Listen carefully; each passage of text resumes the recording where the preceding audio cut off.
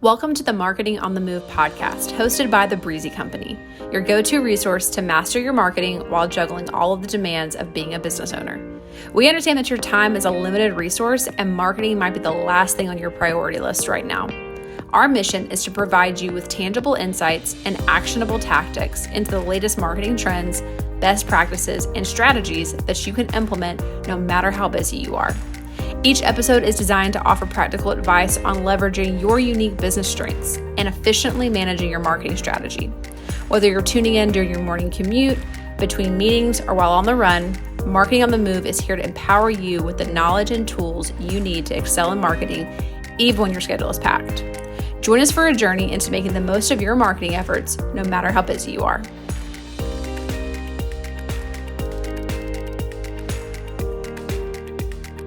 Hey everyone, welcome back to the Marketing on the Move podcast. Today we're going to be talking about all things entrepreneurship, and I'm actually here with two of the Breezy Company's founders as well as the Breezy Site's partner, Steve Soto. So we've got Joshua Webb and Savannah Abney, who are the two co-founders of Breezy. So say hello everyone. Hey. Hello. So today we're going to start off with just kind of a basic overview of how everybody got here with their entrepreneurship story. So Josh, I'll pitch it to you first. If you just want to kind of talk about how you got here, what made you choose entrepreneurship for yourself? Well, I'm one of those people that learns on the job, and so though there is lots of schooling available, when I was coming up, all the digital kind of stuff was still fairly new in terms of websites and all that kind of stuff. So a lot of my training came through working at my first company. They bought me every single thing I needed.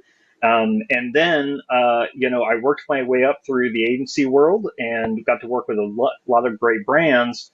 But at a certain point, we have a little bit of a startup community here in Atlanta, and people just started reaching out to me as they were getting their first round of funding and their second round of funding. They started reaching out to me of, hey, how can we get somebody with a lot of experience, or at least has been around branding and marketing for a while, and get them on board with us without being able to, pay them a full-time salary. And sort of this fractional CMO kind of thing started to play out in terms of startups and some established companies. But for me, I am I think what EntreLeadership, Dave Ramsey's thing, calls somebody that is a so-so employee. And what that means is I may work really hard, but I'm also going to kind of treat it like it's mine, and it's not mine. And so what the leadership ends up having a conversation with me is, I see that you're very passionate about this, but calm down a little bit. And so what that makes me very excited about ideas, and I've had tons of ideas over the years, and been able to be a part of some awesome companies, but also been able to start 3 or 4. Steve, what about you? How did you end up here in an entrepreneurial sort of role? Well, I think I had some really good role models growing up. My grandfather was a business owner, and my dad always had side jobs, so he was a farmer by trade, but he was also a mechanic and did construction and all that other fun stuff. So the other major influence to that is I do tech. The startup world is full of entrepreneurism. And for me, it just seemed like a natural. You've got some ideas, you might as well try to achieve them on your own. So, that's how I got here. I love that. What is it that we always say, Savannah? Like, don't trust anybody without a side gig. That's the one I always heard, which is like, if they don't have the side gig, they're basically depending on you for their entire structure of life, which, that has its place. Well, on the flip side, I've also heard, make sure that your salespeople are heavily in debt, because you want them to need that money really bad. That's horrible. It is horrible, but it is horrible. Goodness. Great. Savannah, what about you? How did you get into your current role? So I was always obsessed with entrepreneurship growing up. I did not have examples of entrepreneurs. My parents aren't business owners. I wasn't really around them, but I was obsessed with business owners. So anybody who ran their own thing or had their own business, I was always just so intrigued, so interested in it. I remember like my most vivid like Christmas gift as a kid was getting a Barbie cash register because I could open all kinds of businesses and check people out for the products that I was selling. And I would do that as a kid and was like just completely obsessed with the idea of running my own business, having my own thing.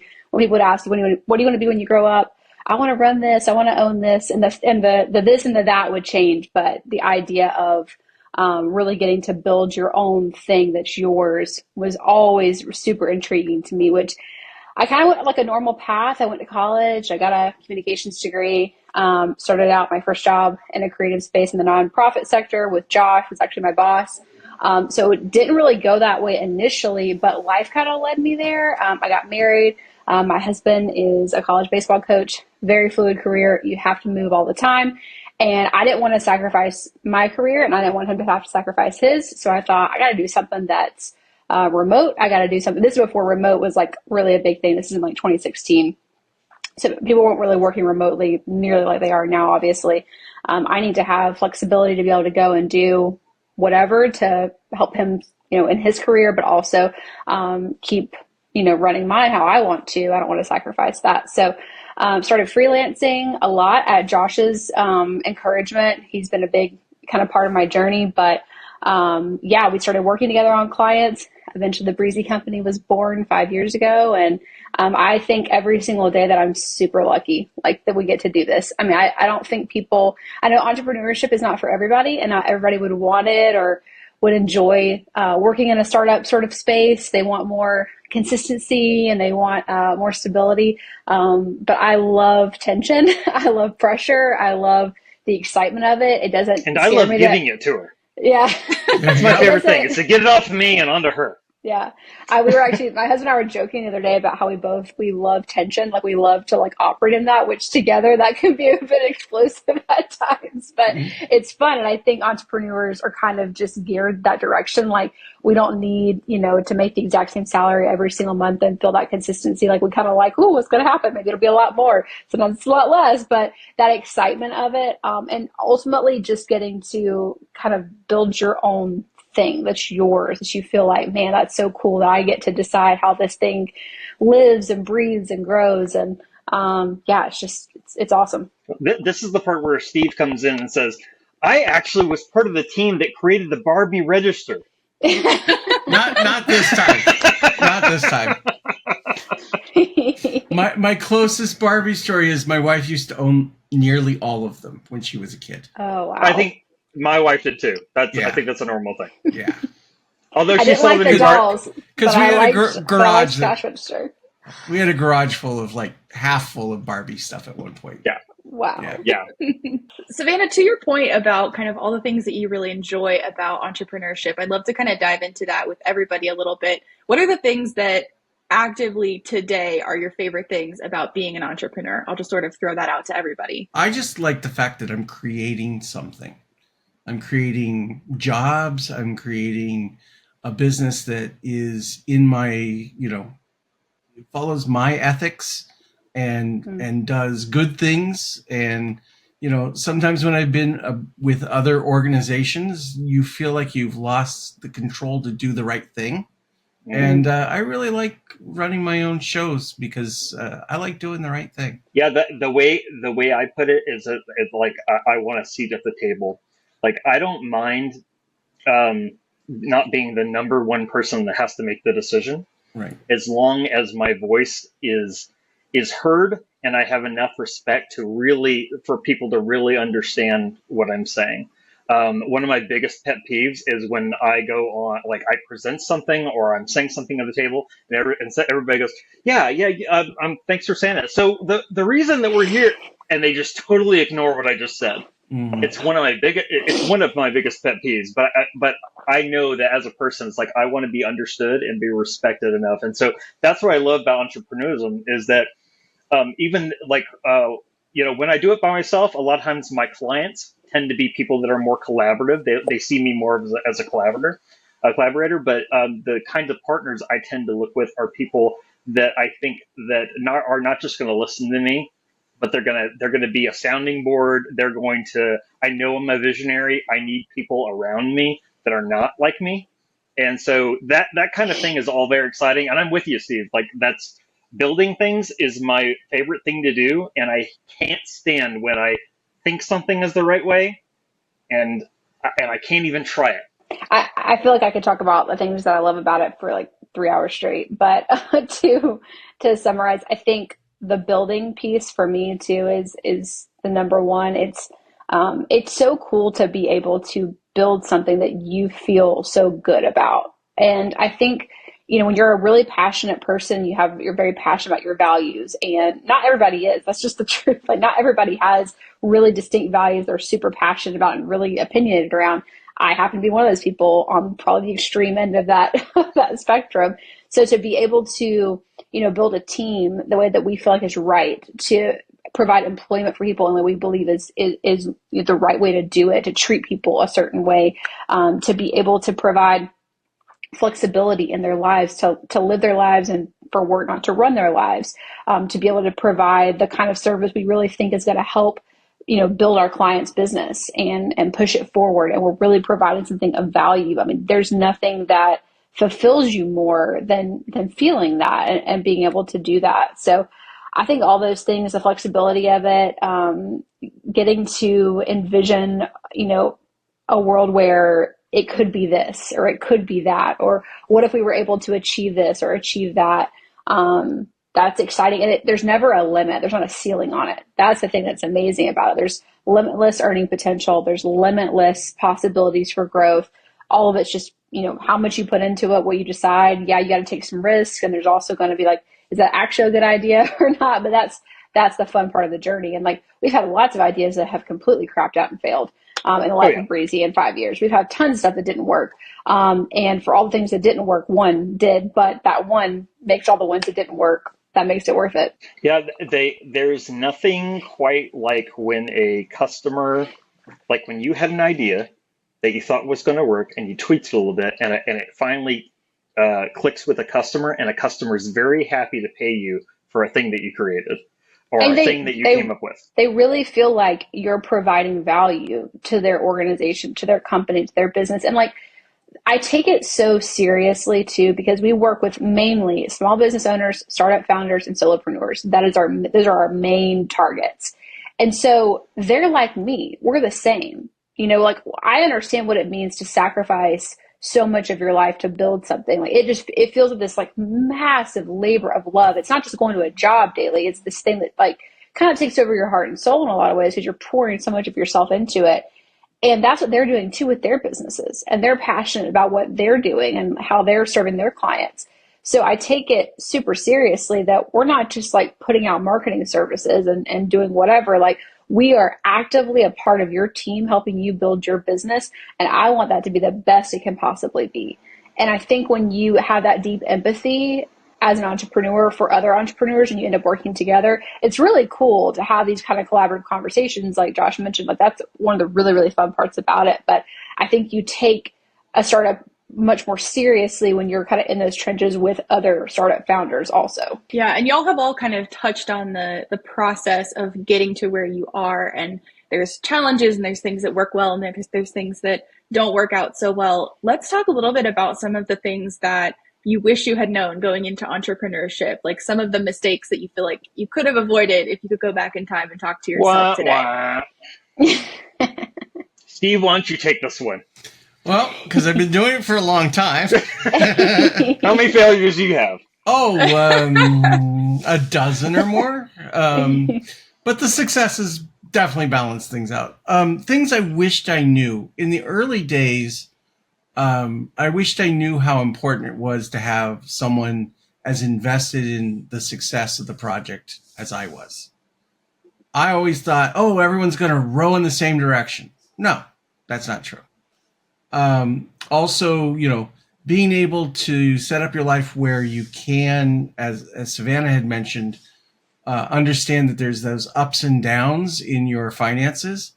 I now at this point am actually way more nervous when lots of money is coming in than I am when things aren't going as well and the revenue's slim, because I know how to manage that. I don't know, when things are just cash is just coming in the door. it's scary because that could all just go away. Yeah. And so as part of that, things that worked last year may not work this year. And that was always a surprise to me early on. I mean, one thing that I learned, I think my wife, before we started my first business, wisely told me, like, she goes, I don't want to do this with debt.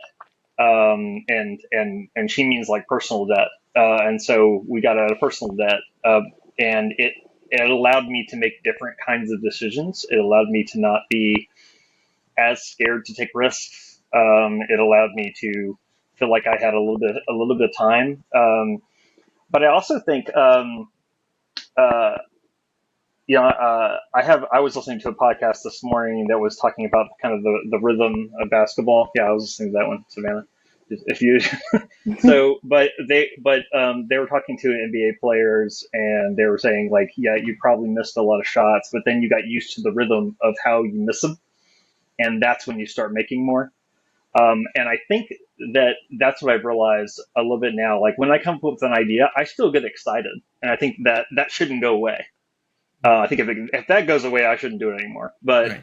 I still get really excited. I still take on the idea of this kind of naive optimism, which is like, it doesn't matter if 10 people tell me it's stupid. I still go, yeah, but it would be cool. I got to figure out how to do it. I think that's still a good thing. What I do it a little bit differently now is that when one person tells me it's not going to work, I don't get freaked out and just stop. I don't invest my entire life into the business. Like, this is my life. It's not my life. It's like a game. It's like a game of cards, and that's how I look at it. I've also told Savannah, I heard this one a lot. You put a lot of lines in the water, and then one bites, and then all of a sudden it gets all your attention. And that's how I've been acting. So, and I'm sure that there's people. I'm just touching the surface of what this can be. But I know there are a lot of people that are starting their entrepreneurship journey with, like, I'm going to hit this idea. And there's a lot of guys that are investors that have been doing it for, 50, 20, 25, 50 years. And I just want to make sure that it's like, I'm doing it because I like it. I'm not doing it because I have to. I would say, I think it's really easy to believe that things are less accessible to you and that, like, you can't do them because they look difficult than is the case. And I think like I said, I didn't have really examples of entrepreneurs that were, like, close to me in my life. So that seemed like such an incredible, like, kind of far off sort of idea, but I'm just really, really bullheaded. And so I wanted to do it. So I was going to figure out a way to do it. It's more my personality, but I think just to any, like, younger, entrepreneur, the idea that work has completely changed. One, that you have to understand that, like, it has been completely revolutionized in the past 5 years. Entrepreneurship is so much more accessible than you think, even more now than when I started in it. And if it's something you want, you can figure it out. Like, if you're listening to this, you can absolutely figure it out. It's not, outside of your reach by any stretch. Are you going to have to make sacrifices and changes to get it? Yes, absolutely. I don't recommend this by any stretch, but I got married. My husband started a job that made next to no money. I made no money and started freelancing all in the same time period, which was not wise. I don't recommend it. But it was a big leap. But in that, we decided this is important enough from a value standpoint to us for me to be able to try this for a career, and for him to do what he wanted to do in his career, which also didn't make much money. But that also meant how he lived was, very modest. Things you were able to do, very modest. And I had to understand that, what my parents had at 50, I wasn't going to get to have at 22, especially if this was the path I was going down. And I was going to have to live life a certain way to get this. Now at 30, I'm so glad we made those decisions because we have no consumer debt. We have rental properties now. Breezy is thriving. Breezy has no debt whatsoever. We're also completely funded by our partnership. There's no outside investment. Everybody in it is in it. And yes, we've grown a lot slower because of that, but I wouldn't trade that for anything because we are completely beholden to ourselves and no one else. So I think that's a big thing. Is it's so sexy and flashy to take outside investment. I get that. It's like we just got another round of funding, and there's some businesses you can't get around that. I get that. We're not a business that had to have that. If you can not do it without debt and without outside investment, it is just the freedom that you will feel when it's just you and your partner, or you and your partners that have to agree. And you don't have to convince anybody else about anything. And you can go, Josh can try crazy stuff if he wants to, because we can do that. If we want to, change how we do processes, it's pretty easy and simple, because we're just beholden to ourselves. I think those are some major things that I'm glad we did that way, and also some things that I probably would do different as far as my own personal finances. But in the end, it worked out. But I think you just have to understand kind of the sacrifices along the way. Josh, at the beginning of this conversation, you mentioned the idea of EntreLeadership. So I'd love if you or Savannah, feel free to hop in on this, could talk about generally, for anyone who's listening that may not know what that term means. I know it comes from Dave Ramsey. I'd love if you guys could elaborate on that just a touch before we dive into it. Yeah, I mean, basically, and it's like a person I was having a conversation with this morning. But it's this idea that the perfect employee is somebody who treats the business like it's theirs, but they know it's not, and they keep it running, and they become a little bit of an entrepreneurship and a little bit of a leader for their company. Even I think Dave Ramsey mentioned this a lot, is that he always says he's just like, I'm a horrible employee. And some people just are. And it's because they're too much of an entrepreneur.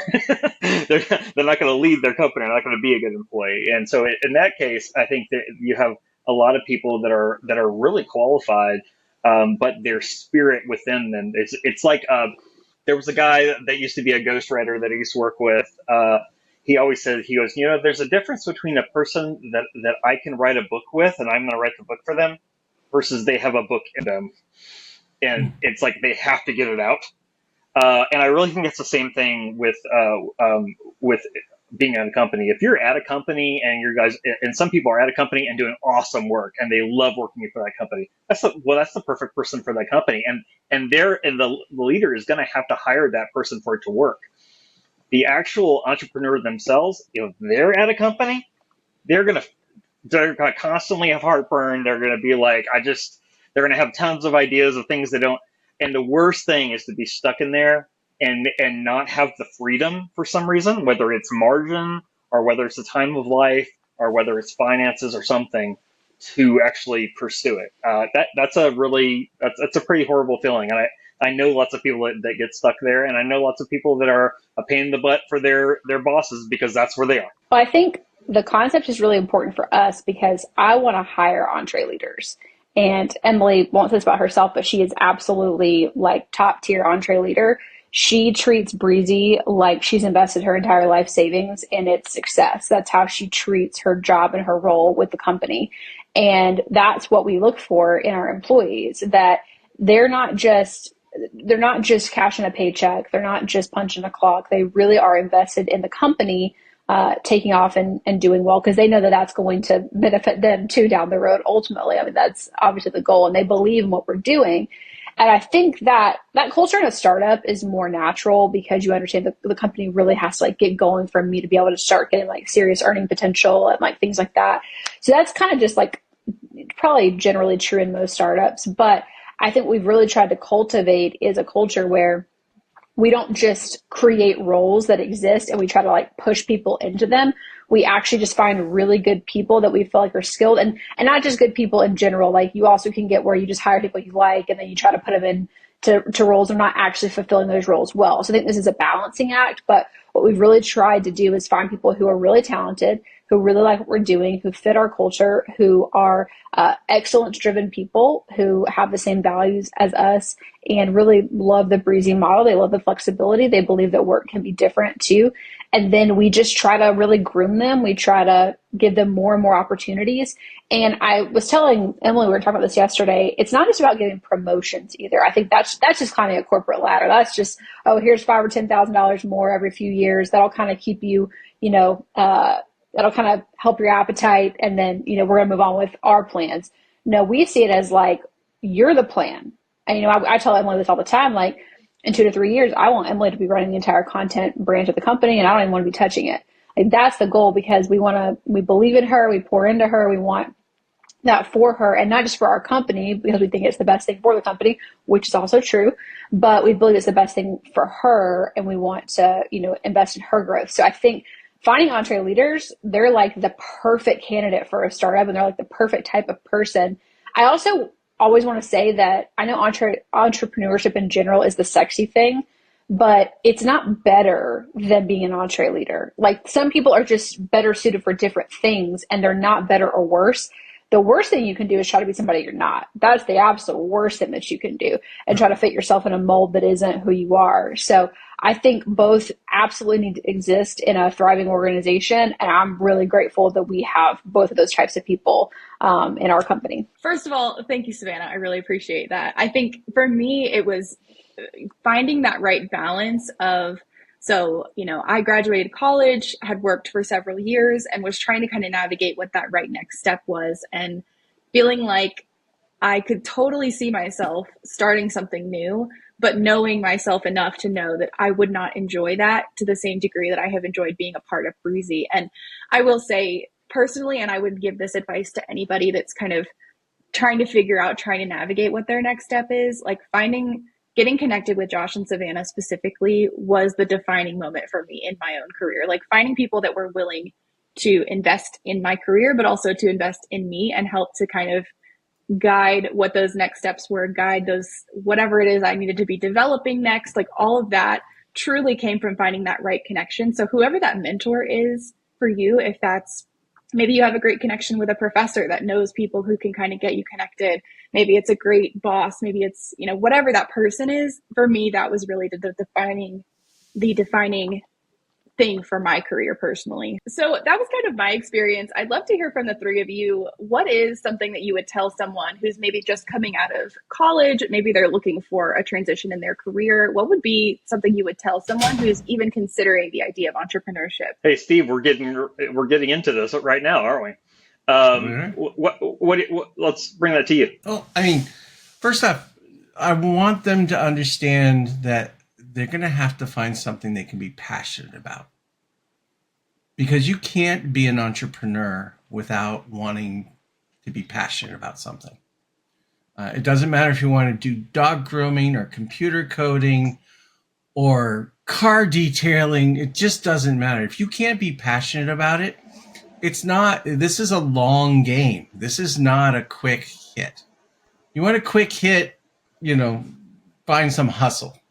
But if you want to be an entrepreneur, understand that, you gotta really want to do whatever it is you choose. Secondly, don't be afraid to ask for help. Entrepreneurs oftentimes think, oh, I'm going alone. That is not necessarily part of entrepreneurship. It's not. You can ask for help. And if the first person says they won't help you, go ask 20 other. Because someone will say, yeah, I've seen this problem before. I can help you work through it. Obviously, your personality has to be such that people want to help you. But at the same time, if something's a mystery to you and the internet's not making sense and, there's no family member around that can explain it to you, just start asking strangers that seem to be doing it. And you'll find someone that will answer your question. I think for me, the thing I hear quite a bit is people that constantly have ideas, but then, they might, say, yeah, I was thinking about creating something like this or creating something like this. But the problem is that their expectations is that what they're really wanting is a job, and they're really wanting a job that does that. And what they're not willing to do is not get a steady paycheck. If there's one reason I work with that startups are comfortable working with me is that because they can pause whenever they want because they ran out of money. And it's a case where you might have a lot of money and you might have no money, just like you mentioned, Steve. And so I think you have to set up your personal finances to where they can handle that. Because if you're constantly spending your paycheck, guess what? You're going to need a paycheck. you basically can't handle what's being, what's coming up with businesses, and you have to, I'm not a financial person. I've had to train myself to be as much of a financial person as I can, and then I put people around me, and so I would just, that's the main thing is that I think people can't be scared to fail. You have to be able to take enough courage, and whatever it takes to get you that courage, then do it. And if you're still too scared to make a leap, you're probably not cut out for it, and that's Mm-hmm. okay. Yeah, I actually kind of playing off of that. I know the terms grind and hustle get insanely overused in entrepreneurial and startup culture and things like that. But I think understanding that you can't be afraid of it. And I don't necessarily mean the grind in the sense of like I'm working 16-hour days. Like you're likely not going to do that.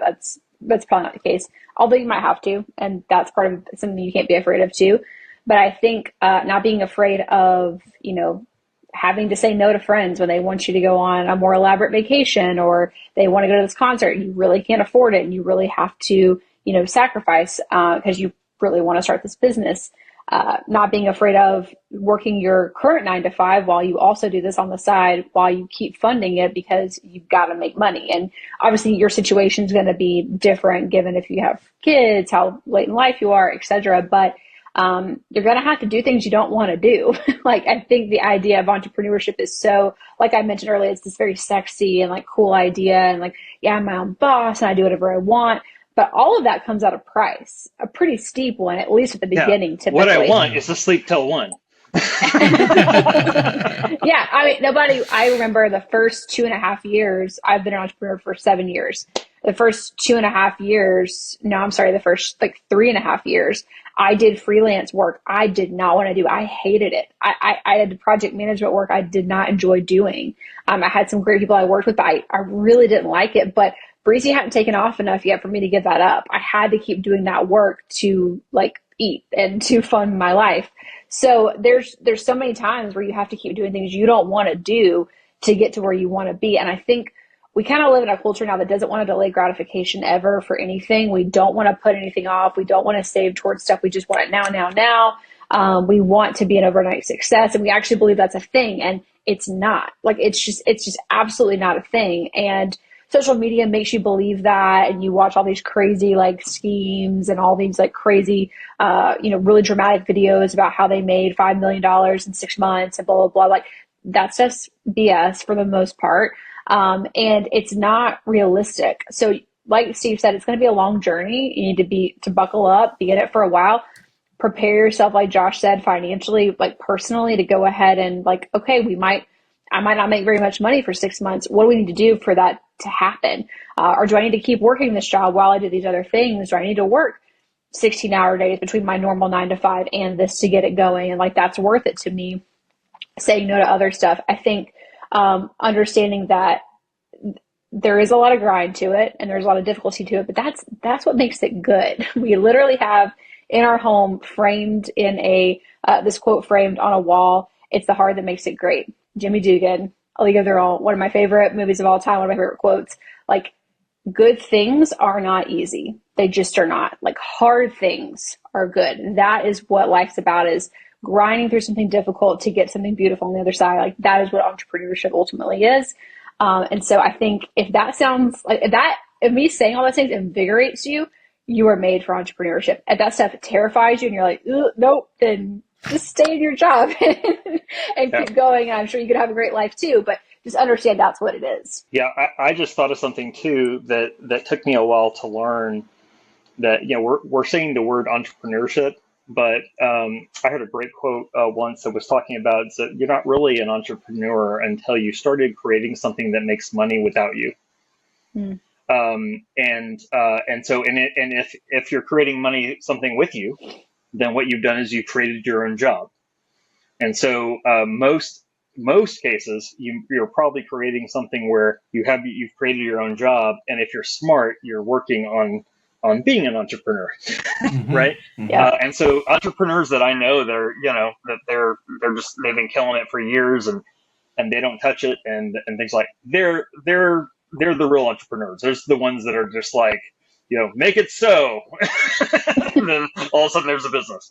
Those are the real ones. And so, I mean, I think that's what we're all striving for. And I want to touch on one other thing, just to, because you asked a spill, a spill of beans kind of question.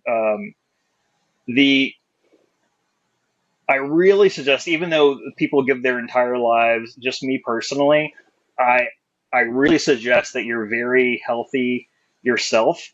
Like, it's kind of like, having kids is going to fix my marriage. Well, making a business is not going to fix your finances. It's not going to fix, it's everywhere I go, there I am, that kind of thing.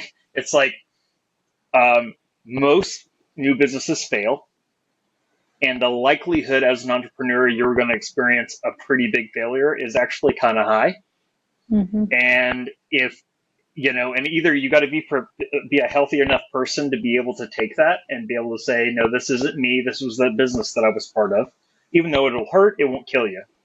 And so that's, I don't know if that's too deep. We could probably do a whole episode just on that. But, that's the one thing that I've learned, mostly out of making my whole identity part of some brands I've made. Yeah, I would argue, like, in general, I know Josh is kind of hinting more on like the emotional, mental, spiritual, like who you are as an individual, all that's really important too. But I would also say, like, not neglecting your actual health. In general, the amount of entrepreneurs that run themselves into the ground, whether lack of sleep or they never move their body or they just never touch a vegetable literally ever because they're just like, they're just constantly getting their fast food and they never have time. They never have time for anything else. I mean, these are not good things. These are not things to aspire to. Like the whole, again, this like culture that has been kind of like created, I think more by Hollywood of like, we grind till 2 a.m. every night and we just get, McDonald's and then, we just sit there and drink tons of Coke and, and then constantly drinking and smoking and doing whatever it takes to like then be able to get, 2 hours of sleep and then we're back up again. Like that is not something to aspire to. Like that's not why you built your business. You built your business to have a life that you love and to like let your business feed your life, not necessarily the other way around. So I think that's also just like kind of an honorable mention tip, like don't neglect your physical, mental, emotional, etc. health at the expense of your business. Yeah, the guys that I know that are the ones that are just like constantly working because they think it's just going to be a season of it. It's like that ends, and then all of a sudden another season happens. And so, and I'm speaking from used to having a bed at the agency that I used to work at, and we were just constantly working. It's like the people that I see are succeeding are the ones that are just like super consistent. It's like all the time. It's like, I wish I could be as consistent as these guys. That's what I'm striving for. You're going to say something, Steve? No, just Savannah should take a clip of what she just said and send it to me in Slack at least 3 times a month. Yeah. So. Hey, Savannah talked me into the walking pad thing. I know. And I actually Googled one today. So they're pretty good. I could be joining. It's my new religion, walking pads. I walked for like an hour and a half before I realized that I was still walking. Yes. Oh, yes. It's easy. Listen, I could do a whole episode on wellness and health for entrepreneurs, but we'll leave that for another day. Keep on walking. All right. Well, you heard it here. The only thing we're talking about today is the only lesson you need is get a walking pad for entrepreneurship. There you go. Solves all your problems. Great. Well, awesome. This is a great discussion. Thank you all for being here and thanks for listening. If you want to learn more about entrepreneurship, starting a business, and also anything content marketing related, come back and listen to next week's episode. But for now, thanks for listening and we'll see you next time. Thanks for tuning in to this episode of Marketing on the Move. If you're looking for more ways to improve your marketing and build a scalable system to help your business grow, check out thebreezycompany.co or any of the resources linked in today's show notes.